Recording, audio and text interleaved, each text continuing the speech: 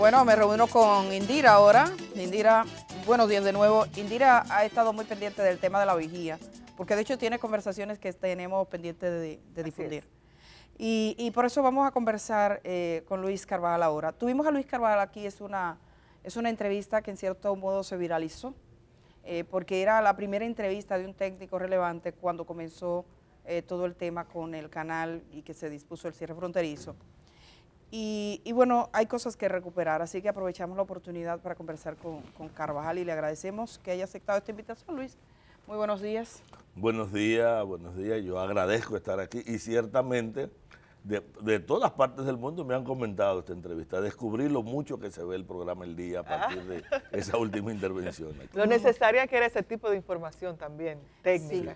Sí. Le brindamos un cafecito para comenzar la jornada a Luis Carvajal. Gracias, Kenia. Gracias. Carvajal, han pasado los días, evidentemente, no se ve una solución al conflicto, pero lo suyo no es lo político, es lo técnico. Y por eso está aquí, para que conversemos de las soluciones que está diciendo el gobierno que tiene a ese canal que está construyendo Haití. Un canal que por demás muchos tienen dudas de que pueda ser realmente un canal, que pueda ser efectivo, por la configuración que se advierte de este lado de la frontera que están haciendo en el otro. Se está en proceso de trabajos con la vigía. Nos gustaría que usted nos describa eso, el impacto que puede tener directamente en el canal y la aseveración de que el gobierno lo que busca es salvar las aguas. Que aquí mismo compartimos una amplia entrevista en este sentido porque queremos ver esta situación por diferentes focos, ¿no? Y el suyo es relevante. Mira, empecemos porque un canal no salva agua. Salvar las aguas implica restaurar las cuencas de captación del agua, que debe ser una prioridad de mediano y largo plazo para ambos países y a lo que solo puede llegarse a partir de un acuerdo en el que necesariamente, yo insisto, no importa cuánto tiempo pase y hasta dónde se agrave el conflicto, habrá que llegar al final. El canal La Vigía se constituye en una fuente más de presión del Estado Dominicano para forzar una negociación con Haití, diciéndole, bueno, pues yo quito el agua. El problema de esto es que la forma en que se ha propagandizado por parte de algunos funcionarios del Estado, incluyendo el propio Homero Figueroa, el vocero de la presidencia. El vocero de la presidencia, que fue capaz de decir, bueno, si ellos siguen con el canal, nosotros quitamos el agua y de repente se expone a que cuando venga un arbitraje necesario y obligatorio al que se habrá de llegar, el país quede en mala posición porque se convierte en violador del tratado que denuncia que se está violando. Y eso es un elemento importante. Fíjate, en realidad ese canal existía y cuando se construyó se cumplió con todos los requisitos y su rehabilitación estaba dentro del conjunto de respuestas. Cuando yo estuve aquí la primera vez, recuerdo que dije que yo no me oponía a su rehabilitación. A lo que sí me opongo es al manejo publicitario que se le ha dado e incluso al hecho de rehabilitarlo como una forma de demostrar músculo en el proceso de presión. O sea, el problema fundamental, es importante que lo repitamos, es que el agua no alcanza para las demandas de ambos países. Luis, Sí. ahora usted menciona a Homero Figueroa, el vocero de la presidencia, pero también el propio presidente Luis Abinader incluso utilizó la palabra desvío. Él decía en una de las tantas apariciones que hace a la prensa que lamentablemente se verían obligados a desviar el río. Entonces, ¿cómo se explica esto y si es posible? No, volvemos a que lo que se desvía es el caudal, que es el agua que circula por el río, ¿de acuerdo? Y fíjate que una palabra que usó un medio de comunicación y que todo el mundo se ha quedado con ella, que es un bypass, que es una especie de conexión, de alguna manera te decían, bueno, si ellos lo van a desviar el caudal y lo van a enviar hacia una zona distinta para que no retorne al cauce del río, pues nosotros hacemos un bypass que de alguna manera volverá a conectarse con el cauce. Pero yo repito en que si el tratado prohíbe esos desvíos y nosotros anunciamos al mostrar músculo que lo estamos desviando, estamos debilitando significativamente la posibilidad de la República Dominicana en un arbitraje internacional al que es prácticamente seguro que se llegue. Yo quiero volver a que las verdaderas soluciones no son las que se han estado planteando. El problema del río ahora mismo no es cuántos canales y derivaciones tiene, lo que no quiere decir que el canal no sea un gran problema. Ya vimos que ese canal sería infuncional a sus fines, Sí. porque la inmensa mayoría del tiempo no tendría agua, y cuando tenga agua podría tenerla en tales volúmenes y cantidades que se constituya más que en una solución, en un problema, y ya vimos que va a afectar a agricultores tanto dominicanos como haitianos.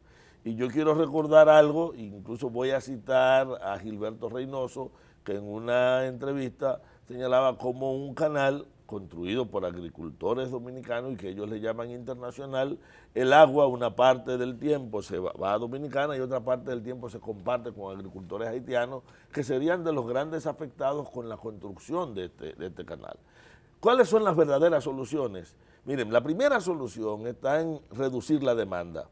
Cuando nosotros vemos que la demanda sumada de ambos países puede estar superando el caudal promedio, que nunca se logra, porque el 90-95% del tiempo estamos en la estación Don Miguel por debajo de medio metro cúbico por segundo y en la estación La Aduana por debajo de 1 metro cúbico por segundo, cuando si sumamos todas las demandas pueden estar aproximándose a 7 metros cúbicos por segundo. Solamente en la estación Don Miguel hay demanda de 3.22 metros cúbicos por segundo y prácticamente todo el tiempo el caudal está por debajo de medio metro. Entonces no da el agua. No, el agua no da y no da para las demandas. Ahora, ¿qué ocurre?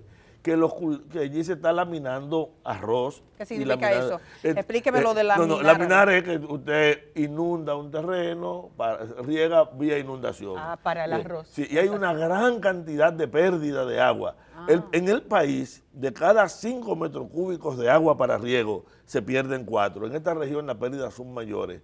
Pues miren, presurizar el riego, cambiar la práctica y acompañar en reducir la demanda. ¿Eso se puede con el arroz, por ejemplo? Se puede, no se debe, no tenemos otra solución, porque independientemente de canales y derivaciones, el gran problema es que el cauce del río Dajabón viene disminuyendo de año en año y que la laguna de Saladilla, que tenía 37 kilómetros en el 29, 30 en el 36, que tenía 20 y tanto a principios de los años 80, que en un trabajo de Peña Franjul del 86 hablaba alarmado de que tenía 18 metros cúbicos por segundo y tiene 5.7 metros cúbicos por segundo. Se está secando. Y esa claro, es una disminución progresiva que está asociada a las demandas, pero está asociada también a la degradación de la cuenca. Entonces, la primera medida es cambiar los hábitos de riego, presurizar el agua,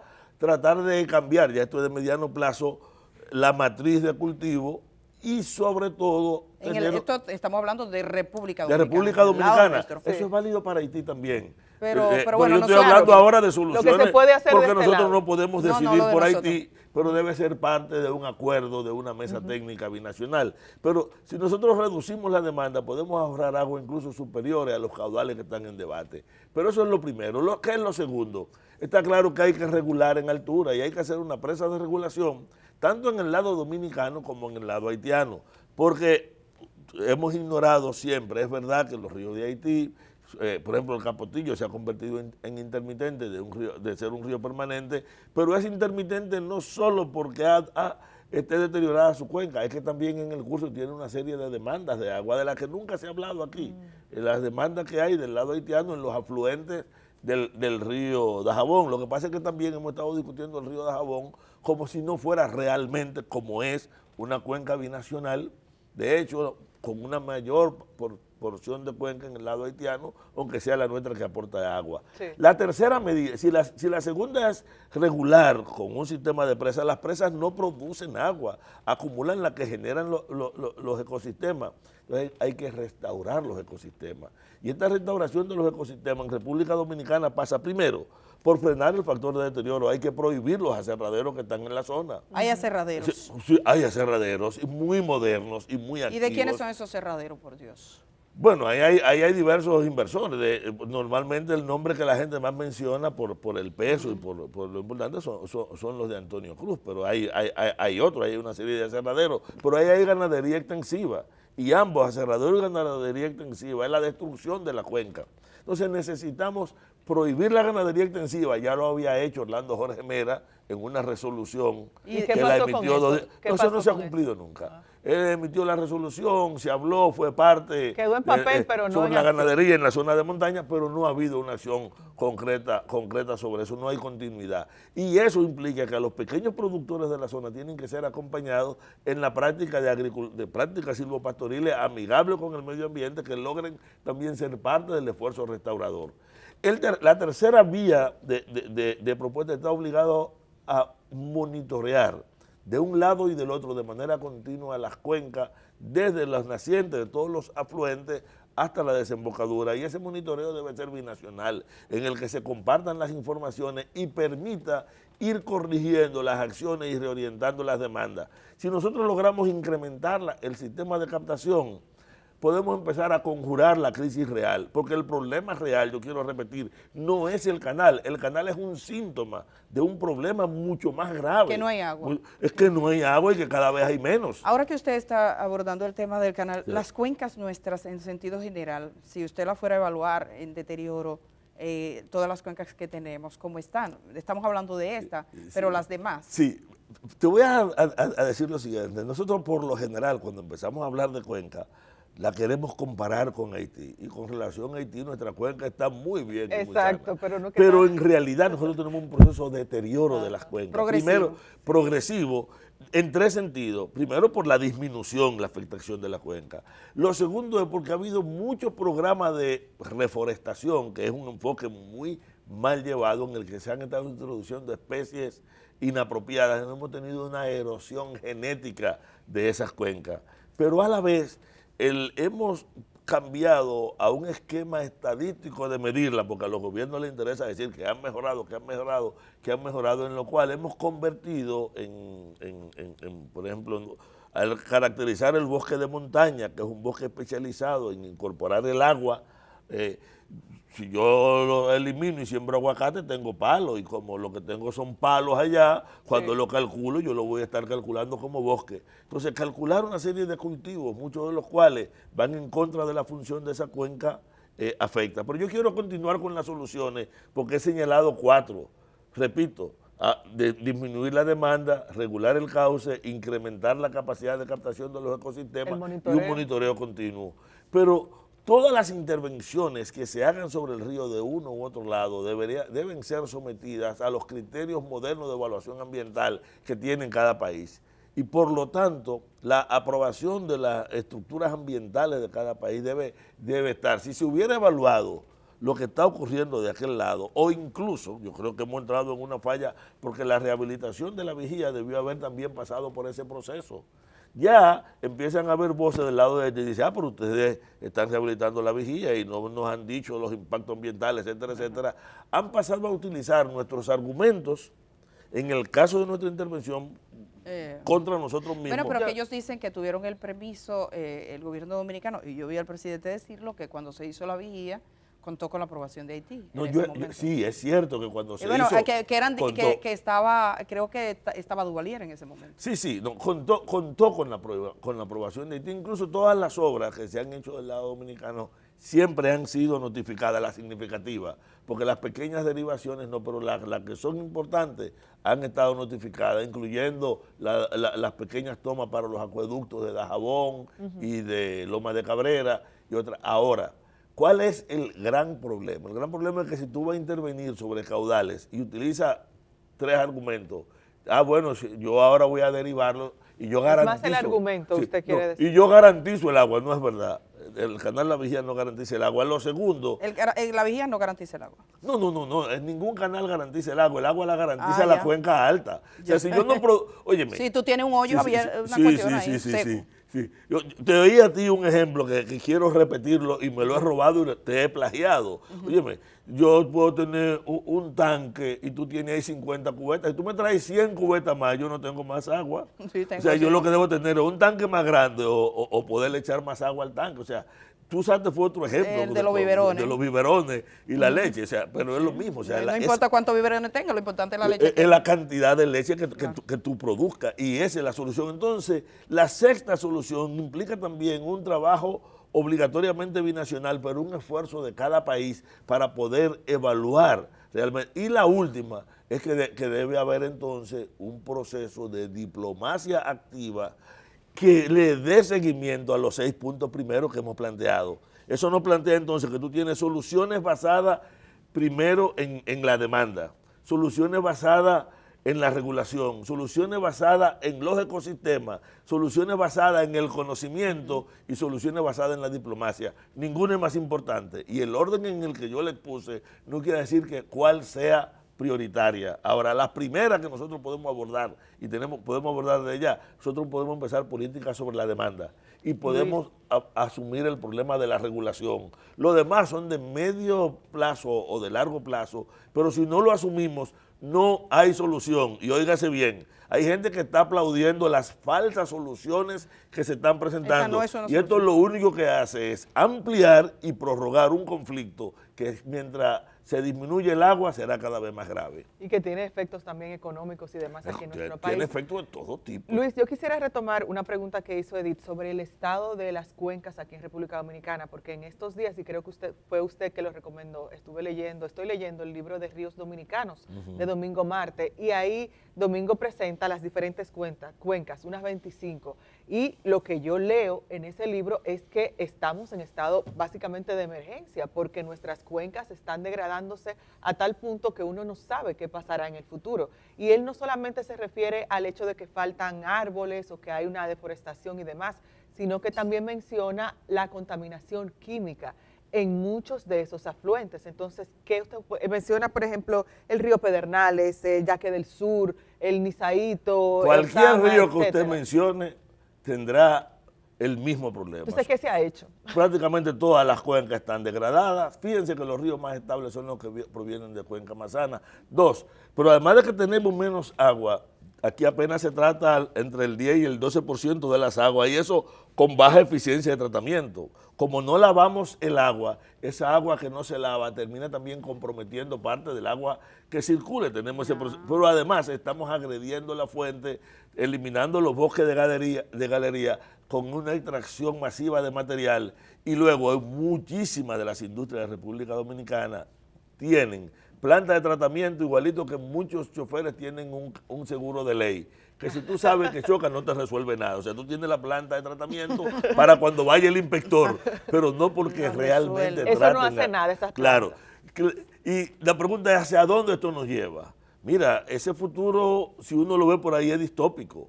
Y ya hay gente que te empieza a buscar las soluciones. Dice, mira, vamos a tener que pensar en desalinizar el agua, vamos a tener que ir a un esquema de racionamiento, pero ahora las soluciones fundamentales están, por ejemplo, en un respeto al sistema de área protegida, porque el 78% de las áreas protegidas nuestras están dirigidas a proteger el agua y a garantizar el agua. Entonces, una política de áreas protegidas adecuada, luego una intervención sobre las áreas no protegidas para que su manejo sea adecuado. Pero hay algo mucho mayor. Nosotros tenemos que incrementar la producción de agua basada en recuperación de ecosistemas, abandonando conceptos que hay que aprender a abandonarlo, como el de reforestación. Los ecologistas dominicanos somos opuestos a los planes de reforestación porque detrás de la reforestación hay una siembra industrial de plantas como si fueran guardias en fila. Plantas que no se toman en cuenta si las pueden poner hay que ahí volver a lo que la gente llama monte y culebra, y lo dice de manera despectiva, pero que es positivo, que es la formación natural, de manera espontánea, natural, de plantas que son las que han coevolucionado ahí, que han aprendido a chuparle el agua al aire y a incorporarla al suelo, porque ellas saben hacer eso, y las que estamos sembrando no lo saben hacer. Pero tampoco se restaura una cuenca sembrando plantaciones comerciales. Tenemos entonces que regular y garantizar que las plantaciones comerciales de bosque funcionen, de bosque no, plantaciones comerciales de plantas maderables se hagan perfecto y lo aplaudamos, pero no la confundamos con el bosque y con la función del bosque. Por lo tanto, una reorientación de la política forestal es fundamental, pero el Estado tiene que tener un régimen de consecuencia. ¿Cuántos de los ricos que han invadido zonas para producir aguacate. Usted lo ha visto sentado en un tribunal. Y funcionarios No, también. exacto. No, ¿cuántos funcionarios, cuántos altos jerarcas militares? Usted no lo ve sentado en los tribunales. Usted ve que un día hacen un operativo y te apresan a muchos pequeños, tú lo ves incluso Los mismos en haitianos la que foto. trabajan Sí, para Se ellos. le ve el hambre en la foto. pero todo el mundo sabe quién es que ha ocupado el Bauruco. El Parque Nacional Sierra de Bauruco tienen nombre, han sido ex senadores, funcionarios, familiares de Sembrando presidentes, aguacate. Sembrando aguacate, o en algunos sitios desmontando para sembrar ajo. Hemos estado incluso premiando con mucha frecuencia a los ocupantes porque terminamos pensando, fíjense cómo piensa, cuando usted llega a una siembra en una loma de un área protegida, ¿a quién usted encuentra ahí? A los campesinos. Gente muy humilde, campesinos, muchos A veces migrantes haitianos que lo haitianos, tienen ahí, y tú vas. Pero ¿de quién es un cultivo de ajo donde tú tienes que meter 300,000 pesos por tarea para poder cosechar? ¿Quién es el dueño de toda la tecnología? Es una gente que tiene dinero y a ese no lo topan. El día que usted vaya y allane primero al dueño y tenga preso al dueño y busque a los otros simplemente para que testifiquen quién le paga, Eso tendremos sería, una solución. digamos, una política de cuidado de nuestros recursos. ¿Quién Sí. está llamado a ir a estas plantaciones, a hacer las investigaciones No, del lugar? no. ¿Quién está llamado El min- a alar esos El funcionarios? Ministerio de Medio Ambiente tiene la tutela de esto y existe una procuraduría especializada De para, medio de la Procuraduría, o sea, en la Procuraduría de Medio Ambiente, como le llama a todo el mundo, para no decir el nombre que es larguísimo y la sigla que yo sí. nunca, yo nunca lo he podido pronunciar, que tiene la finalidad de garantizar la aplicación de la ley ambiental y de encaminar hacia la justicia a estos violadores. Pero yo quiero volver sobre el río Masacre de Dajabón Tiene y un sobre el minuto. problema de las falsas soluciones. Les ruego 2 minutos, por Sí, favor. entonces, fíjense, no hay solución guapeando. Por lo tanto, mostrar músculo puede servir para el entusiasmo y lo que sea. Para la grada. Para la grada. Las soluciones reales tienen que estar basadas en el agua. Me gusta citar mucho un amigo mío que dice, si el agua no se entera que tú has tomado solución, tú no has hecho nada. Si no incrementamos la producción de agua y reducimos la demanda de soluciones en agua o regulamos, no hay salida. Y ojalá que el discurso político dominicano se centre en esto, porque con ese discurso es con el que tenemos que ir a la diplomacia del agua, que debe ser lo que debe reinar siempre. Bueno, pues, Carvajal, muchas gracias por estar esta mañana. Gracias Estamos a ustedes. tratando de que se encuentren soluciones, obviamente. Y la voz de ustedes es importante. Nuestro respeto por su trabajo y gracias por su disponibilidad para acompañarnos.